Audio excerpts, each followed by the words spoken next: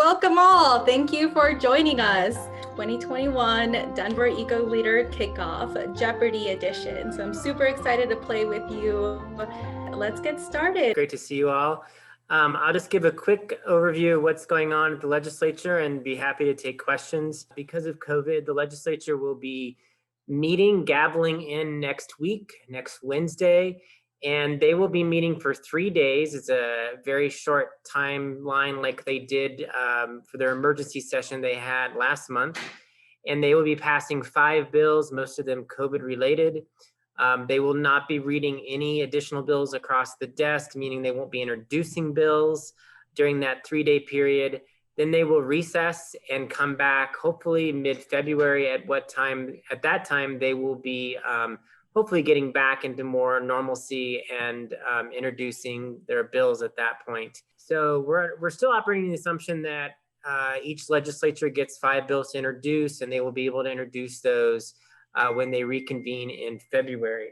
A couple of years ago in 2019, we passed a pretty historic piece of legislation around recycling, and that was the Front Range Waste Diversion Enterprise Fund. What it does is it adds a fee, a tipping fee to hauling trucks that go to the landfill. They get charged this extra fee, and then that money is collected in an enterprise fund.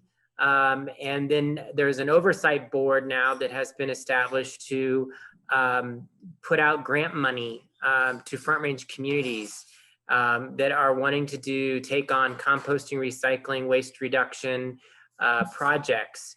And that can be a municipality, a local government, it can be a nonprofit, it can be a school, it can be a business. The legislation was written pretty broadly that just about anyone can apply for those grants. And the hope is given that the Front Range produces 85% of our waste in Colorado is at a very low 15% recycling rate, that now that we have this big pot of money, that communities will be interested in doing more around recycling and composting and using those funds. So we're very excited about that. And after 4 years of it ratcheting up the tipping fee to $2 a ton, it will collect around $10.5 million annually for that grant money. So I mentioned that because that's really kind of, when we look at the challenges that we have here in Colorado on recycling, one of the pieces that bill addresses is local community engagement and local governments taking on more of an assertive role in providing recycling and composting. Denver is unique, really.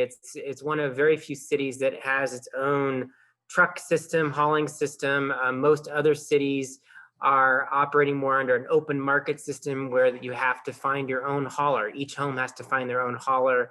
It's very inefficient, and it means that most of those services don't include recycling. So our hopes is that can change now with this funding opportunity and get more collection of recyclables happening, which is one piece that needs to happen. The other piece that needs to happen is we need more end markets in Colorado to then take the recyclables that we collect and use them to make it into new products and have that happen, close that loop, make that circular economy here in Colorado. So we have to ship it far away, which comes at a lot of extra expense and, of course, greenhouse gases. We have one really good closed loop, and that is with glass. So you've probably heard about Momentum Recycling that came in a couple of years ago. It's located in Broomfield. And what they do is they collect the glass from MRFs, material recovery facilities, where your curbside recycling goes to be sorted and put out to market. And so Momentum collects the glass from the MRFs, cleans it, sorts it, and then sells it back to our 2 major bottling plants here in Colorado. So it's putting back into beer bottles mainly. And so that's exciting that we have that here. And we really need to be expanding that and looking at other materials where we can close the loop. In the summer of 2019, the legislature formed a zero waste and recycling interim committee. From that committee, they came up with 2 bills. One of them was an end market development bill, Senate Bill 55, that fortunately in the 2020 legislative session, as short and limited as it was in its scope because of COVID, we were successful in the final days to pass Senate Bill 55, and it will set up an in-market development center here in the state to attract innovation and new businesses that will set up shop and provide more of those end markets that we need. That bill will also do a statewide education campaign around recycling, and it will do a study and a report and policy recommendations around EPR, extended producer responsibility, which when we get into the next topic around plastics, that's really key on our long-term solutions that we want to be looking at, how manufacturers take responsibility for their products that they make and pay into a system then that collects and recycles and returns that material to the market instead of it going to the landfill. And instead of putting the financial burden on cities to collect that material and figure out what to do with it, and put the burden on customers, the residents, you all, to figure out what to do with it, it's that responsibility is put on the manufacturer. And so that's really the direction we need to be going. And of course, Europe and Canada and other places are far ahead of us in this. But across the United States, there is momentum now. It's very exciting. And even manufacturers are coming to the table and say it's no longer a discussion of why we should do EPR, but it's how we should do EPR. So we're very excited that that is happening and are hopeful that within the next year to two, we will see EPR legislation in Colorado. Now, that said, we do already have some EPR in Colorado. You're probably familiar with Paint Care, and that is an EPR program, an example of that. But we certainly want to see more, and especially around packaging and plastics. So I'll finish by talking about this year and what we expect to see. Again, it's going to be a complicated year given COVID, but EcoCycle, Sierra Club, CoPERG, CoPERG and Environment Colorado, have been working on a bill with Representative Cutter and Representative Alex Valdez and Senator Gonzalez that takes three bills that you probably heard about last year around plastics and combines them into one. And it's the Plastic Pollution Prevention Bill. And the three components are: one, it would statewide put a ban on polystyrene takeout containers and cups, which are the most toxic material out there that we could be eating on. Carcinogenic styrene is the major component of that monomer. And also it's a very hard thing to find a market to recycle. The industry will claim it's recyclable, but no one's buying. It's not something that is easy to sort and clean and actually make into something new. So that's one component. The second component deals with bags. So it's a statewide ban. It's phased in on plastic grocery takeout bags, disposable bags, and then there is a fee on paper bags, modeled after Denver's and Boulder's fees. And so 6 cents, goes to the municipality to implement programs to help reduce bag use and promote reusable bags and help low-income communities get reusable bags. And then also 4 cents goes to the retailer to manage the program. And then the third piece of the bill, it deals with preemption. You've probably heard of that word before. Current state statute says that municipalities, local governments cannot regulate plastic products. And of course, we know several examples of where cities have already kind of pushed the limit on that and have actually banned some things like polystyrene or plastic bags. However, they have not been tested in the courts, and that is probably due because they're small cities, and we would expect if a Denver were to go out and try to ban polystyrene today, there would be a challenge in the courts because of that statute. So we are strongly promoting, as part of this bill too, to remove that preemption and allow local communities to go on and do their own regulations as well. Now, some may ask, well, if you're banning polystyrene, you're banning plastic bags and putting a fee on paper, what more can a local community do? There's a lot more that they can do. And I often like to look to Berkeley as one of the major leaders check out their ordinance that they have on restaurants and around takeout, and it covers utensils and condiments and all of those kind of things, and straws, and really promotes reusables. And that's the direction we really need to go, and get away from disposables altogether.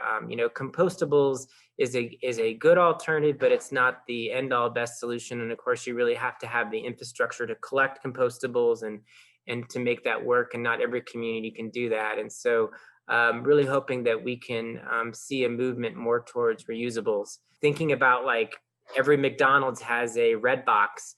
Well, why couldn't every McDonald's also have a dispenser that you put in a deposit for, and you get a reusable container to put your food in? And either you can keep it and lose your deposit, or you return it and get your money back, just like you do with a DVD at McDonald's. So that's kind of, I think, the direction hopefully we can go in the future. So there's a lot of that local communities could do, and we're hoping by removing preemption as well in this bill, that communities can push forward on that. So I will pause there and see if there's questions about state legislation and what's happening at the state legislature. Randy, can you speak to how EPR can be approached at the local and state level? It seems like EPR is more challenging to implement the more local you go. Are there any examples of EPR being implemented locally across the nation? I know preemption constricts us in Colorado.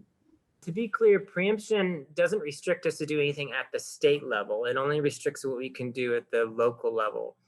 And I would say that EPR is much more effective at the state level. So I think there's a lot of opportunity for what we can do around EPR. As I said, part of Senate Bill 55 that was passed last year is this big study that CDPHE, the Colorado Department of Public Health and the Environment, is doing. And they're to report back to the legislature this summer on that study and come up with policy recommendations that they see would be best for Colorado. I think we are advocating strongly for packaging to be a major component of any EPR legislation that we do, because that certainly is the big problem that we're dealing with around plastics. There's other EPR pieces that we could consider: carpet and appliances and things like that, electronics, of course. But we feel like if we're gonna spend a lot of political capital to get EPR, we want to make sure that packaging is up at the top and being addressed. You've probably heard a lot about this ballot initiative that's been proposed, a universal zero waste ordinance modeled after Austin, and of course Boulder has one. EcoCycle was not the initiator of that effort, but we were asked to provide our policy expertise, and so we did. And so what is in that initiative is one is construction and demolition requirement that recycling occurs at C&D sites.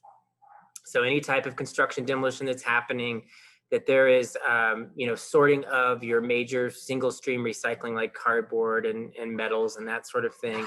The second component would be to require apartments and businesses to recycle.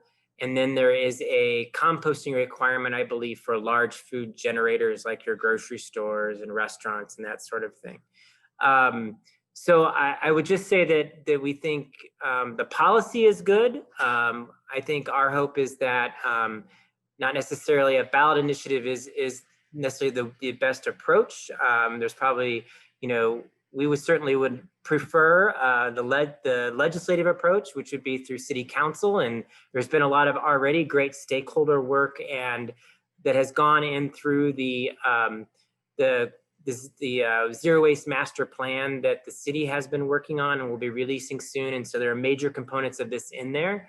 So we are excited to see this policy come to fruition and are wanting to work with Councilwoman Black and other members of City Council to make that happen. But just want to put out there what's going on with that, and we'll continue to, of course, watch how that develops and keep you informed. But we definitely do support the policy and feel like it's a good one. What are the reps and senators at with finding additional sponsors? Are there others that sit on their committees that we can reach out to in support of the plastics bill? Because of the delay, I would say normally at this time, yes, we would want to be reaching out and getting co-sponsors, but because of the delay, the bill has no bill number and until it's read across the desk and introduced, and that will not happen until mid-February. We've been asked to wait until we get closer to that timeline because of this delay and all this focus around the special beginning and how that's going to shape up around COVID. That it just makes more sense politically and for other reasons that we wait until we get closer to that bill introduction. So we'll certainly let you know when that happens and when there's a call to get more sponsors. I want to give Councilwoman Black the opportunity to talk about all the great things she's been working on at the city level around zero waste. So take it away, Councilwoman Black. Thank you, Randy and Jasmine, and thanks everyone for being here. So I don't know about you guys, but everyone I talk to is really appalled by the unbelievable amount of single-use plastic that we've all received our food in this past year.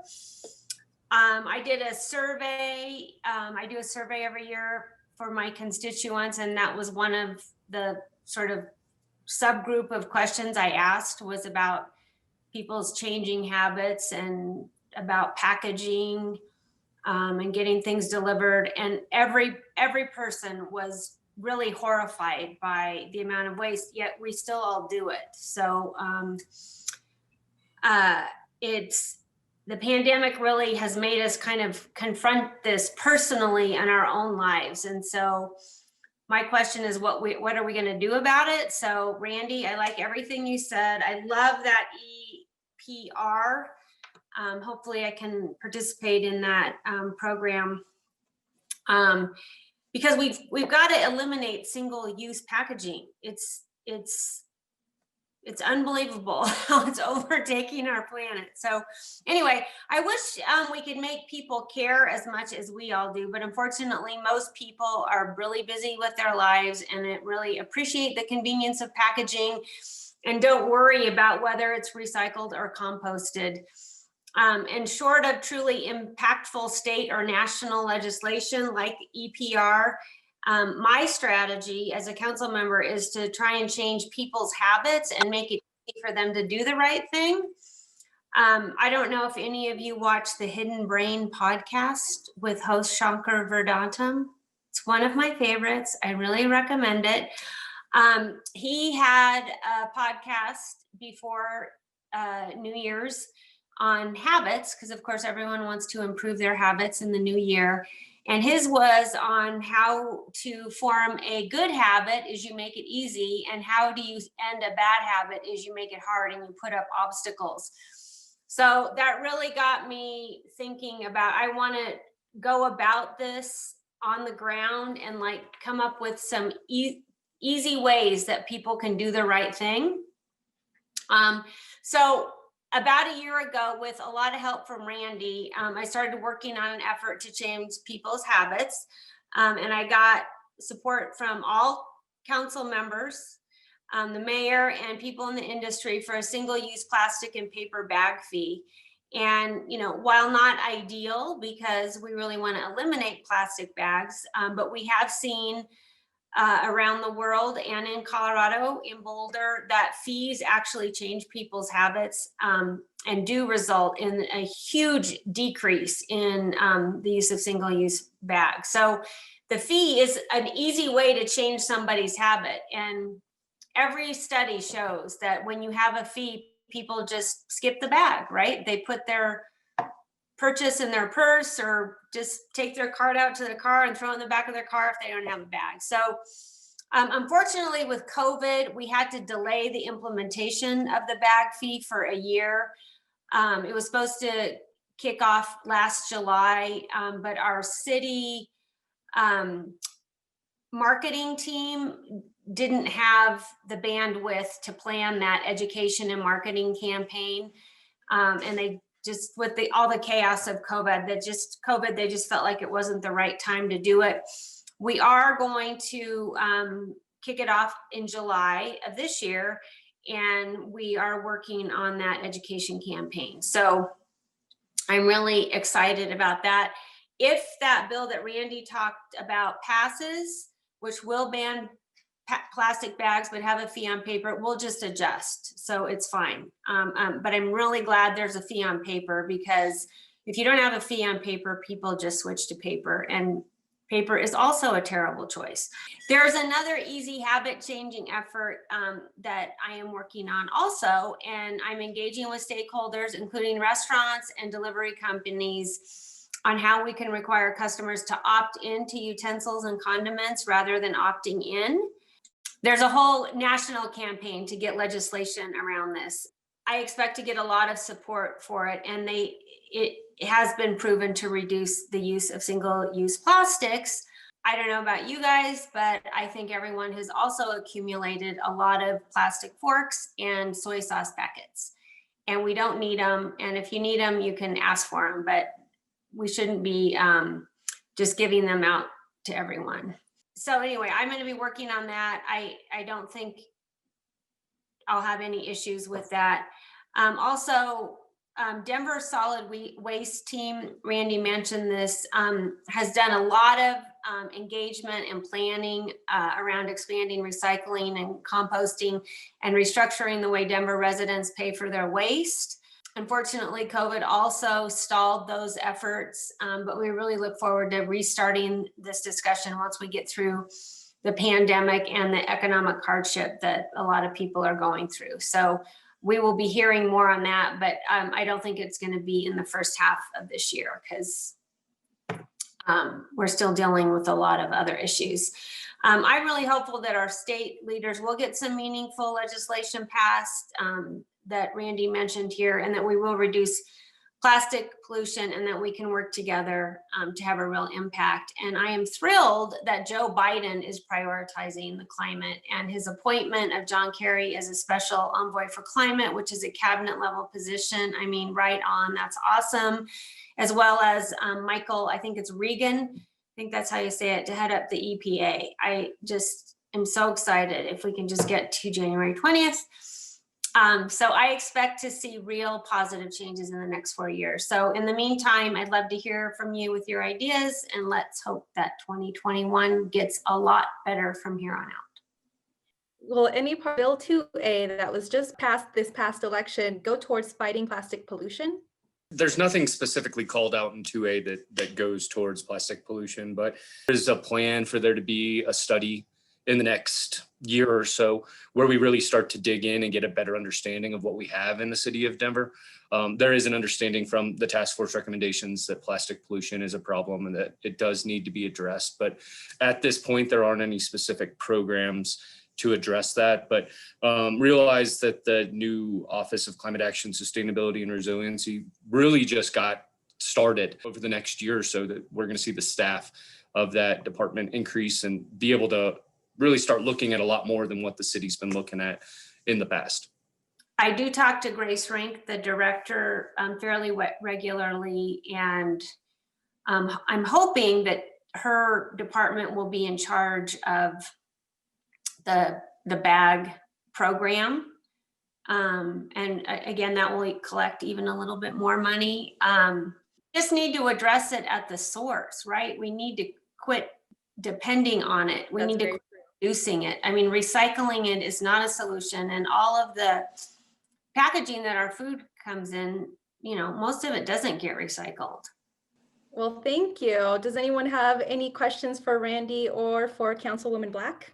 Yeah, I have a quick question for Councilwoman Black. First of all, I love this thing about not putting plastic forks, etc., in the takeout. That's been a huge issue since the pandemic began. And can you explain, that's not a policy you're passing, it's something you're working with the Colorado Restaurant Association on? Is that what's happening? I mean, the Denver Restaurant Association.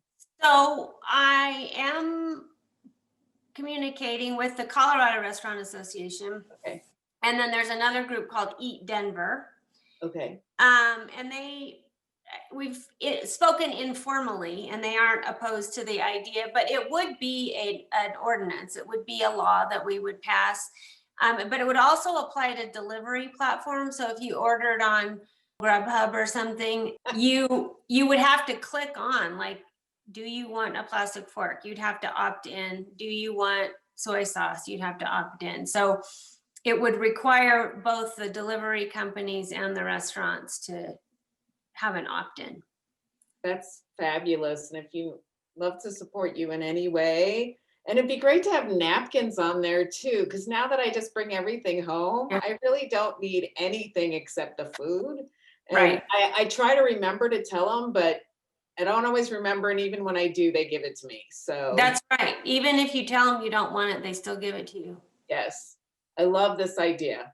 Thanks for doing this. I just wanted to add that I did a park cleanup in that Amanda Sandoval put on. And one of the biggest things we found in our neighborhoods were the little like ramekin to go containers. Those little plastic things were everywhere out in the world. So always looking for better solutions to that while we're on this topic too. So restaurant takeout is definitely, I often don't take out or I try to go to the places that I know do more sustainably, because it is such an issue right now in our world with no real end in sight. Well, thank you all.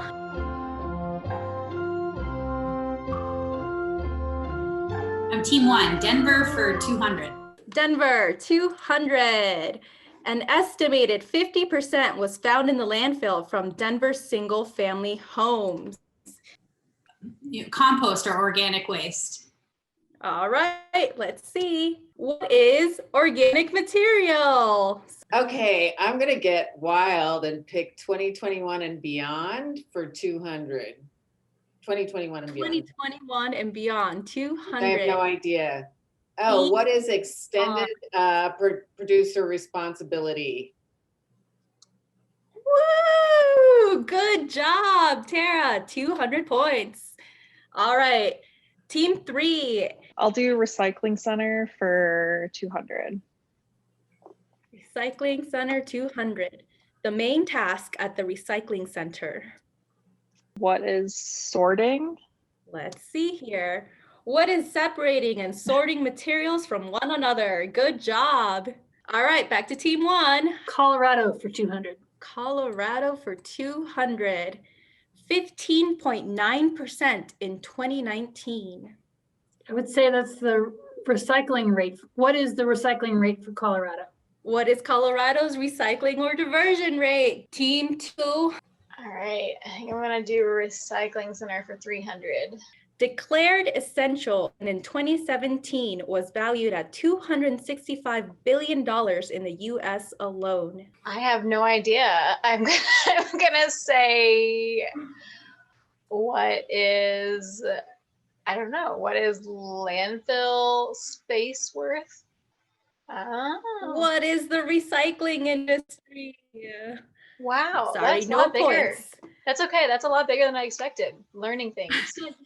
Yay. All right. Team 3. Let's try recycling center for 400. MRF or MRF. Materials.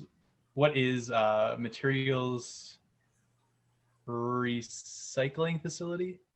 What is materials recovery facility? So close. All right, back to team 1.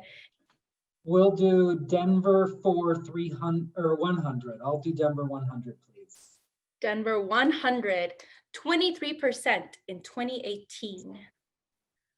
What is polystyrene? The answer is, what is Denver's recycling or diversion rate? Unfortunately, Denver is not average. The average diversion rate or recycling rate is 35%. All right, team 2. Conservation for 300. Since 1970, recycling has saved 4.5 billion barrels of this. Well, considering the only resource that I know of measured in barrels, I'm going to say, what is oil? What is oil? Great. Great job. All right, team 3. Let's do Denver for 300. Sales tax passed in November 2020. What is 2A or 2B, depending on what call you're on? What is 2A, the climate action tax. All right, back to team 1. I will do conservation for 400. This can be recycled on average 5 to 7 times before becoming too weak to recycle. What is plastic? What are paper products? Plastics, unfortunately, can only be recycled 1 to 2 more times tops.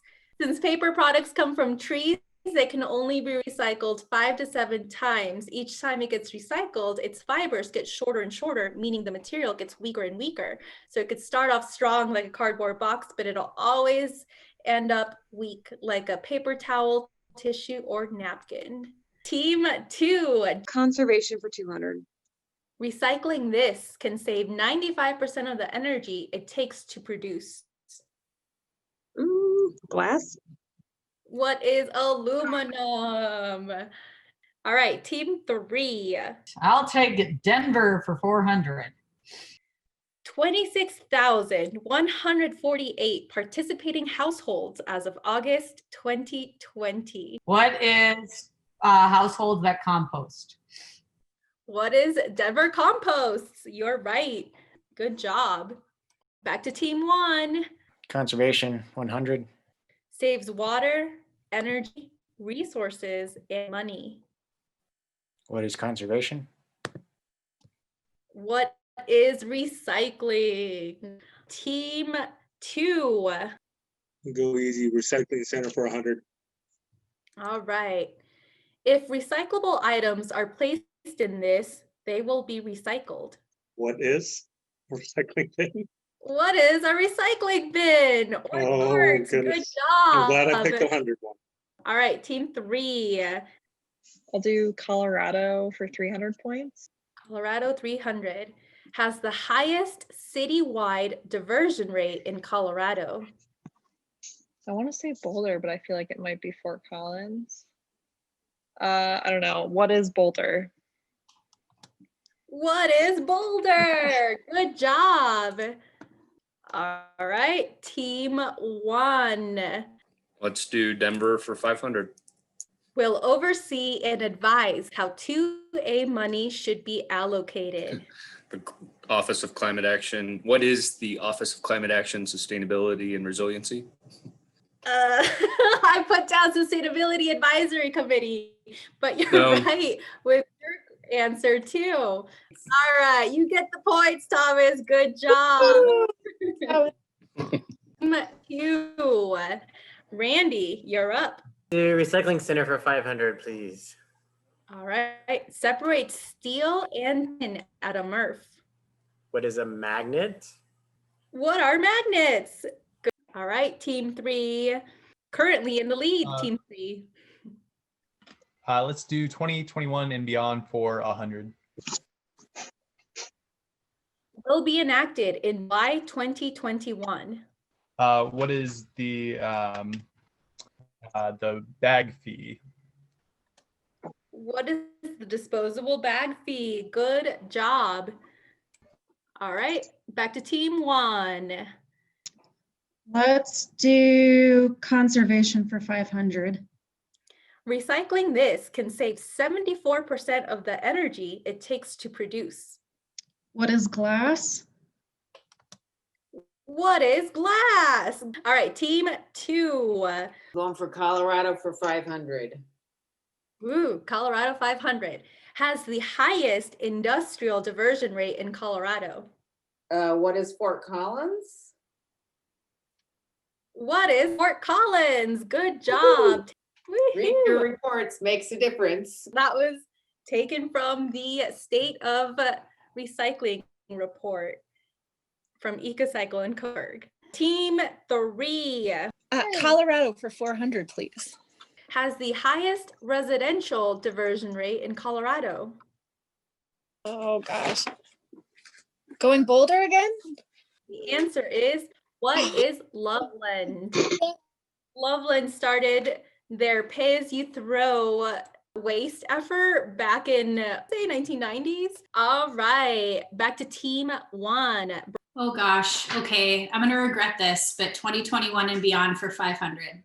Will help shape pay-as-you-throw in Denver. The Denver Eco Leaders.